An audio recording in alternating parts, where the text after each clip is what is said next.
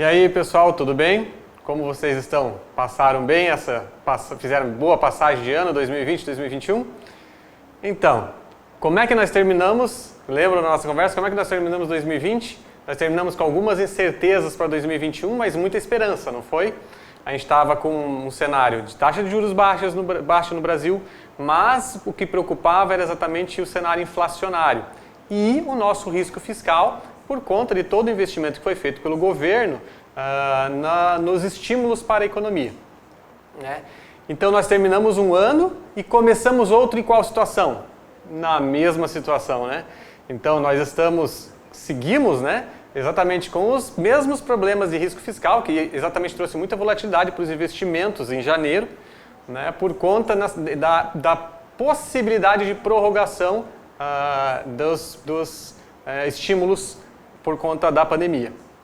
E a vacinação, ela ainda tem as suas incertezas em relação à eficácia da vacina e a velocidade com que nós vamos conseguir imunizar a população.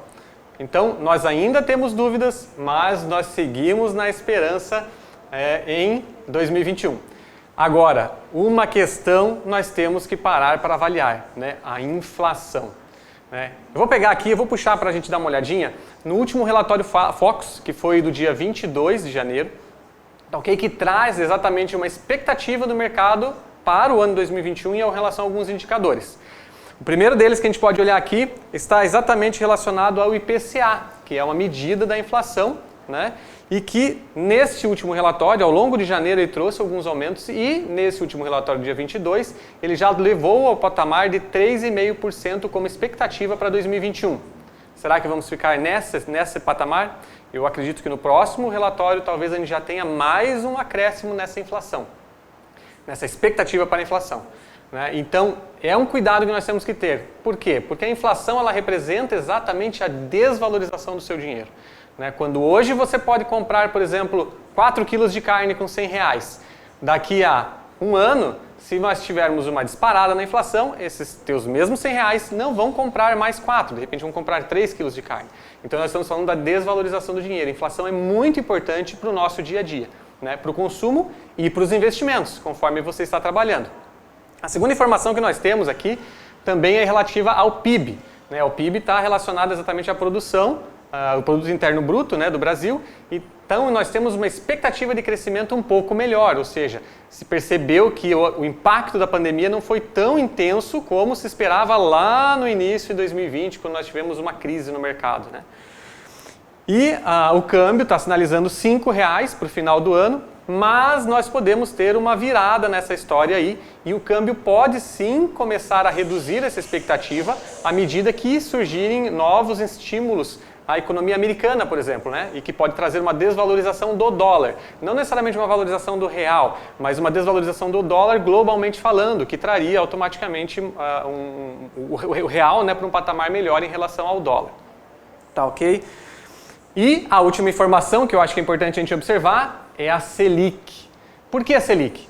Porque a Selic é o patamar utilizado para a remuneração do seu investimento, seja ele no Tesouro, seja ele no CDI, né, ou CDB, LCI, etc., que está vinculado ao CDI, ou na poupança. Né? Então, esses investimentos, a gente tem que fazer exatamente a avaliação do teu investimento em relação a esse patamar de inflação. Lembrando que esse patamar de Selic aqui é o que está projetado para o final de 2021, não é o atual. Né? O atual é 2% ao ano, certo? Então, mas ao mesmo tempo, esse patamar de Selic também deve subir um pouquinho no próximo relatório Focus, exatamente porque nós tivemos uma alteração aí no relatório, na ata do Copom, onde já sinalizaram que podem iniciar um aumento da taxa Selic antes do que se esperava antes, né? Então, a gente pode ter uma sinalização até de um patamar maior de Selic para o final do ano. Mas a gente tem que sempre prestar atenção, Selic e inflação. Então, vamos puxar essa informação. Vamos dar uma olhadinha aqui. Ó. Vamos lembrar dessa situação de Selic versus inflação. E daí até aqui na situação eu coloquei Selic, CDI e poupança. Né? Por que a Selic? A Selic é a referência para as outras duas situações, para as outras dois índices de referência. Né? A Selic hoje está em 2% ao ano. O CDI, que é o que é utilizado de referência para os investimentos, está em 1,9% ao ano e a poupança está a 1,4% ao ano.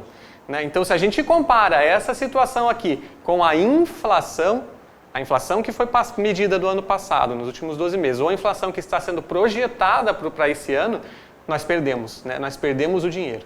Então, nós temos que reavaliar muitas vezes o nosso investimento, aquela forma de investir que você estava acostumado, precisa ser revisto.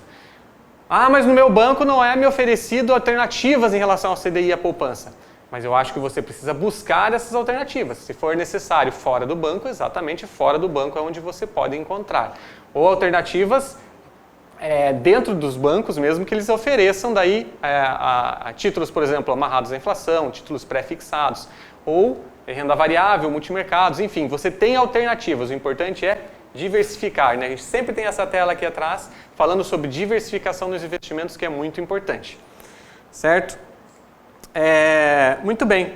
Então, eu bati aqui sobre o IPCA, só que o IPCA às vezes não é o que mais chama atenção, né? Às vezes você pode olhar o IPCA e falar, mas eu vi uma inflação muito maior no mercado, né, do que esse valor que você me falou aí, próximo de 4 ou 3% ao ano. Sim, e daí eu vou trazer outros 2 indicadores aqui interessantes para você pensar no seu dia a dia, e não só nos investimentos, mas também nos seus contratos. Né? Vamos dar uma olhada aqui no IGPM. Conhece o IGPM? Pois é, muitas vezes a gente não presta atenção no IGPM, mas olha só o que aconteceu. Em dezembro nós tivemos o IGPM em janeiro nós já tivemos uma variação do IGPM em 2,58%. E somando em 12 meses, assustadores 25,71%. Mas o que o IGPM quer dizer? Se você parar para olhar os seus contratos de serviço, os seus contratos de aluguel, normalmente eles estão indexados ao IGPM. Então você vai ter uma correção nesses contratos por esses patamares aqui.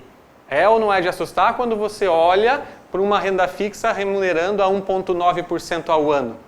Então, nós temos que repensar os investimentos, não é? A inflação, nós precisamos estar atentos à inflação. A inflação, ela faz parte do nosso dia a dia, por mais que às vezes passe um pouco despercebido. O GPM é um caso. Quer ver um outro exemplo? Conhecem o CUB? Quem tem contratos de financiamento, por exemplo, com construtoras, etc., tem o tal do CUB, né, que é utilizado para correção. E olha o CUB, como é que foi? O CUB, em dezembro, foi de 1,40 e nós temos acumulados em 12 meses 7,94. Então, aqui também, quando você vai bater isso aqui com a renda fixa, nós tomamos um baque. Né? Então, quando você tem investido em CDI e você tem esses indicadores nos seus contratos, eu acho que a gente tem que ligar o sinal vermelho. Né? Dá uma olhada ou nos investimentos, como você está trabalhando nos investimentos, ou às vezes nesses teus contratos que são atrelados a esses indicadores. Procure um planejador financeiro para ajudar nos seus investimentos. Consulte opções nas suas instituições financeiras. Invista com diversificação. Aqui é Juan Sabe, planejador financeiro, e até a próxima.